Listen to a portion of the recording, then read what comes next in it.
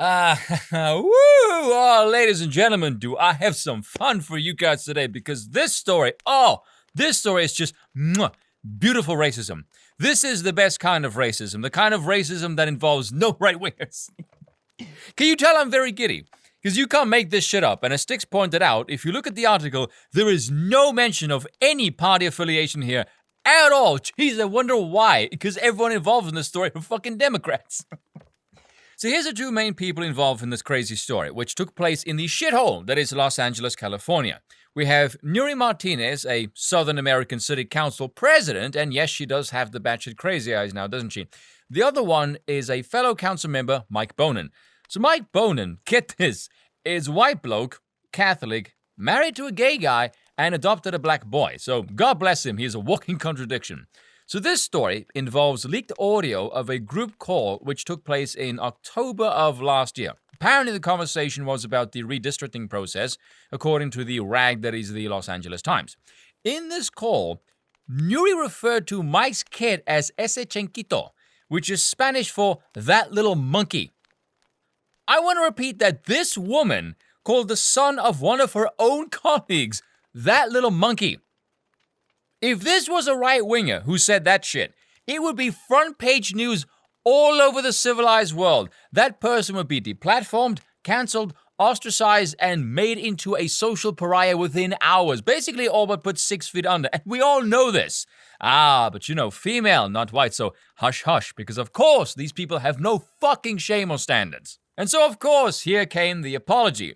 In a moment of intense frustration and anger, I let the situation get the best of me, and I hold myself accountable for these comments. For that, I am sorry. The context of this conversation was concern over the redistricting process and concern about the potential negative impacts it might have on communities of color. My work speaks for itself. I've worked hard to lead the city through its most difficult time, etc., yada yada yada.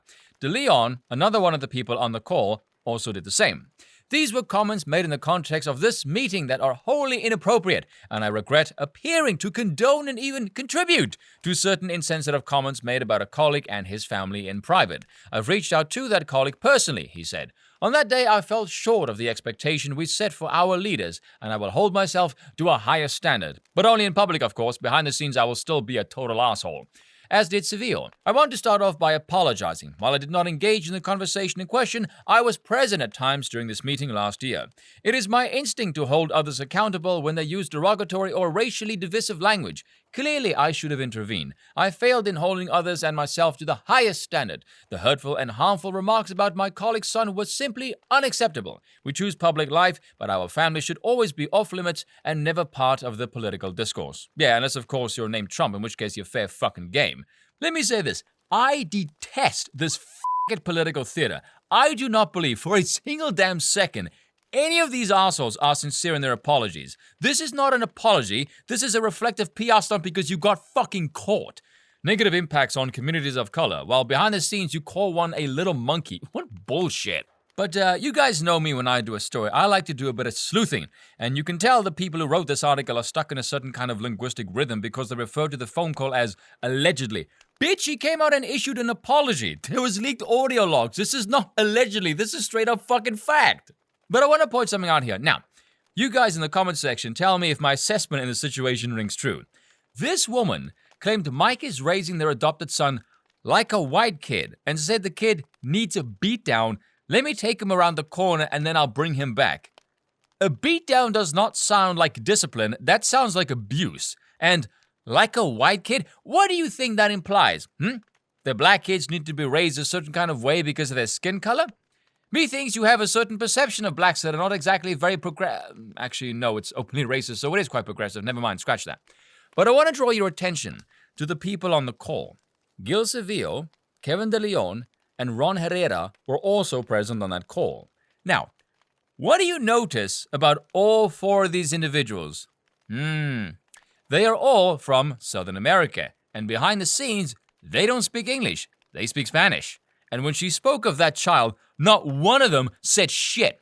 In fact, one of them likened Bonin's handling of the child to when Nury brings her little yard bag or the Louis Vuitton bag. And also the other person they were discussing was Mark Ridley Thomas. Would you care to take a guess at his race? Oh yeah, he's black. Now, Call me a cynic, ladies and gentlemen, but I would bet heavily they were not speaking about him in any kind of a positive light either, because all of these people are a bunch of fucking racists. City councilwoman talking about negative impacts on people of color, but a public service woman can somehow afford Louis fucking Vuitton. Oh yeah, her apology is totally sincere. You can fuck off. But let me just wrap it up with this.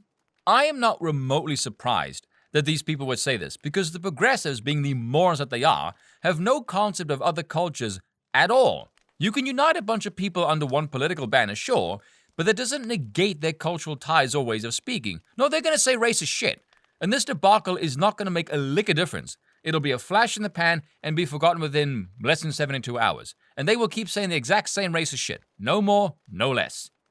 And that is all for today, and I will see you all next time.